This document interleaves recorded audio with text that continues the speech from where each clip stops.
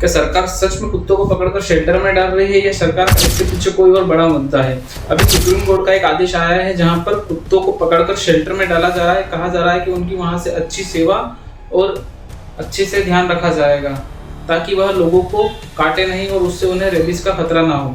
चलो, कम से कम बीजेपी सरकार ये बात तो मानती है कि उनके अलावा भी कोई और है इस धरती पर जो बाकी लोगों का काट सकता है।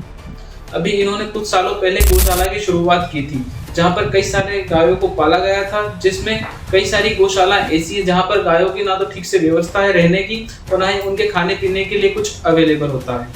और कई सारी गाय तो बीमारी के कारण मर जाती है क्योंकि उन्हें वहां पर व्यवस्थित डॉक्टर नहीं मिलता है। और अब यह कुत्तों को पकड़कर उसी शेल्टर में उन्हीं की ही तरह गायों की तरह रखना चाहते हैं ताकि यह भी तड़प तड़प कर मरे और इन्हें भी खाने की व्यवस्था ना हो।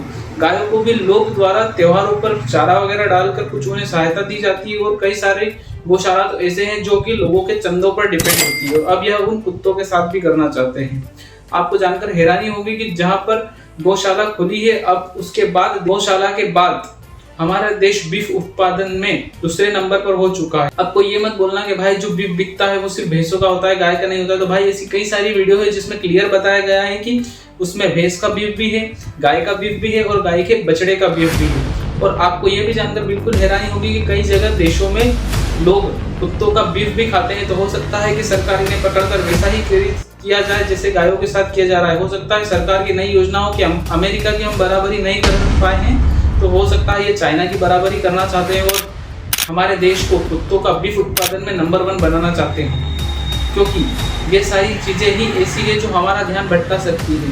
वरना सरकार को ना राहुल गांधी से वोट चोरी से कुछ मतलब है और ना किसी और बात पर।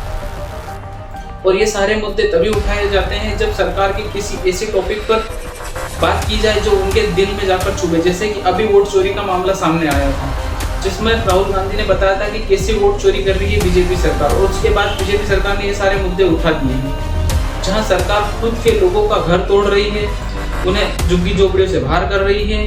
खुद क्या लगता है तुमको, सरकार कुत्तों की सेवा कर रही है जहां देश के 80 करोड़ लोग भूखे मर रहे हैं, बेरोजगारी के लिए तड़प रहे हैं। ना सरकार ना टीचर्स की सुन रही है, ना देश के यूनियन की सुन रही है, किसी की नहीं सुन रही। वो क्या देश के कुत्तों का भला सोचेगी? नहीं, ये सिर्फ अपना भला सोचती है।